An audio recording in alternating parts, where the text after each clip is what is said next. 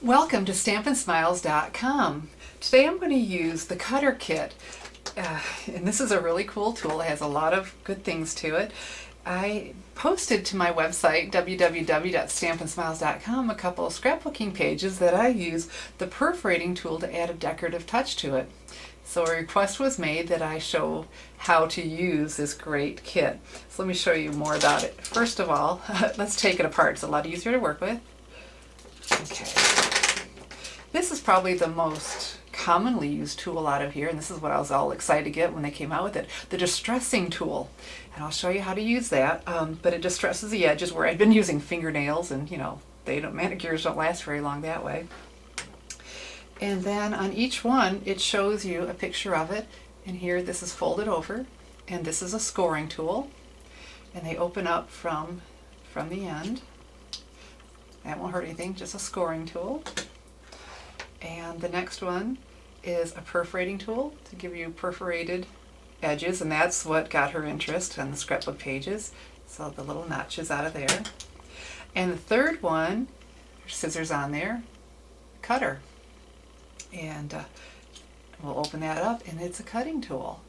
And underneath me I have the cutting mat. I really recommend that you have this or something else so you don't hurt your surface. So let's go ahead and start playing with our tools, and I have the cutter one in my hand, so let's start there. I stamped 4 cards, did 4 designs to show you all the different tools, so I won't be stamping, I'll be using the tools. So first I have Cheap Talk, cute, all stamped and ready to go. And what I'm going to do with this, I'm going to cut. Have you seen where they'll cut a pretty slopey edge and like, wow, how did they do that? So easy. On my cutting mat, I'm going to follow my lines. I just need to cut, press firmly. And I can swirl around. Isn't that pretty? Isn't that a pretty edge? Yeah, that's how easy it is. And so you're going to put it on another one, follow that same line, and you get it all nice and layered. Let me show you the finished card. Here's the finished card. Whoa, I can't hardly get into my frame.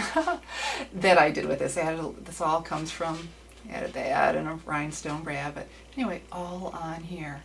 All right, I got so nice and close up, it's hard to see the whole card. That's all right though, showing you how to use the kit. The next thing that we're going to use, we're going to go ahead and use the distressing tool. And so I already went ahead and distressed my flowers here, but I want to go ahead and show you how to do this on my glorious green piece. And it says 7 edges, and I just can't find any difference between the edges.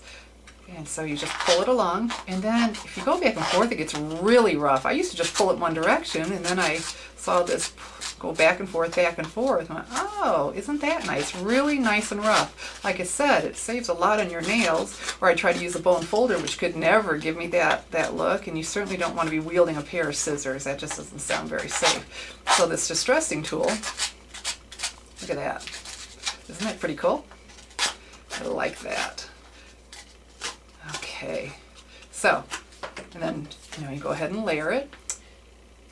All that good distress. And let me show you my finished card that I did with this. Isn't that pretty? There we go. Sorry you can't see the whole thing in the frame. I had to get up close so you could see what I was doing. All right, so the next tool, to be honest, I had never used before. And it's the scoring blade, because I always use my personal cutter for that, because I score all my cards before I fold them, because if you score them, you don't get wrinkles in your crease. So again, you're going to want this mat underneath you, the cutting mat. Have you ever seen where they'll sit there and fold back an edge, designer paper, or the cardstock or whatever? But if you don't score it first, you will have crinkles, and we don't want crinkles. And this is quick and easy compared to getting into the cutter. So I'm just going to go across the edge, score that. Now I can get it to fold up. How easy is that? Look at that little fold. I'm done, but not crinkled. So let me show you my finished card.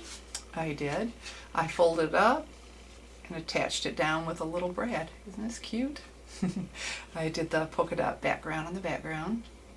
All right, one more. Look how fast and easy it is to use this. Our last tool is the perforating, and that's when I used it for decorative. I have used it for purposes that were real practical, so people could tear off, on a flyer. I've used it on car fresheners, so you can tear off the plastic a little bit at a time, and also some flyers where they need to turn back in the registration form. But today I'm going to show you how to use it for decoration. And so what I did, I have some vellum paper. It's paper, we have vellum cardstock vellum paper. This is thin, could use the other. But all I'm going to do, again, I'm going to put my finger here, and I need the mat underneath me. And I'm going to do a scrolly line. This kind of looks like someone did some sewing, and this is the closest I'll get to sewing. And when I put it against the black, you'll really be able to see it better. It stands out, just a little decorative touch. And again, let me show you my finished card. Here's the finished card. This along the side to give it some balance and decoration, my vellum. Thanks for watching. If there's a technique you'd like to see, you can always submit it for a request, and I just very well may do it. Have a great day.